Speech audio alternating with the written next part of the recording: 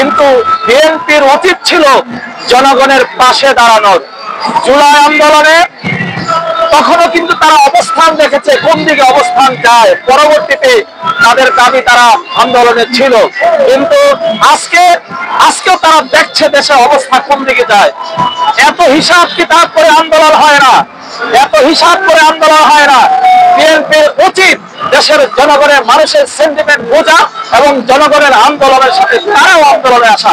শুধু ক্ষমতা কোন রাজনৈতিক দলের মুখ্য উদ্দেশ্য হতে পারে না, শুধু ক্ষমতার গতি আজকে কিছু কিছু দলের মুখ্য উদ্দেশ্য দেশের, যার ফলে তারা ক্ষমতাটাকে বড় করে দেখে, কি করলে ক্ষমতা আসতে পারবো, কোনটা করলে না জানি ক্ষমতা হাতছাড়া হয়ে যায় ইত্যাদি হিসাব নিকাশ তারা করে। আমি দাবি জানাবো আজকে হেফাজত ইসলাম সহ বিভিন্ন রাজনৈতিক দল এখানে একত্রতা এবং সংহতি প্রকাশ করেছে। বিএনপির মতো বড় একটি দল বিএনপি কম নির্যাতনের শিকার হয় নাই, তারাও নির্যাতনের শিকার হয়েছে। সুতরাং তাদের উচিত আমাদের দাবির সাথে একাত্মতা পোষণ করা এবং রাজপথে তাদের নেমে আসা।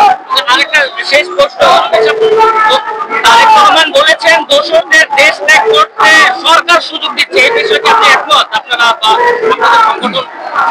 সরকার একদম দায় এড়িয়ে যেতে পারবে না, কেননা সরকারের সহযোগিতা ছাড়া কেউ দেশ ত্যাগ করতে পারে না।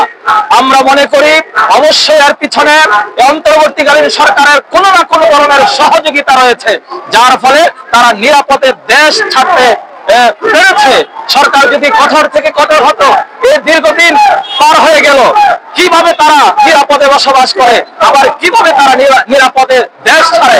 এজন্য আমরা মনে করি সরকার এখানে দায়ী, সরকার একদম দায়মুক্ত না।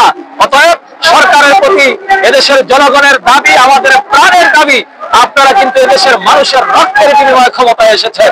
সুতরাং দেশের জনগণের দাবি আপনারাও বুঝুন, আপনারাও কারো প্রতি ছাড় দিয়ে কারো সহযোগিতা করে দেশ পালানোর সুযোগ দিলে আপনারাও জাতির কাছে অপরাধী হিসাবে চিহ্নিত হবে।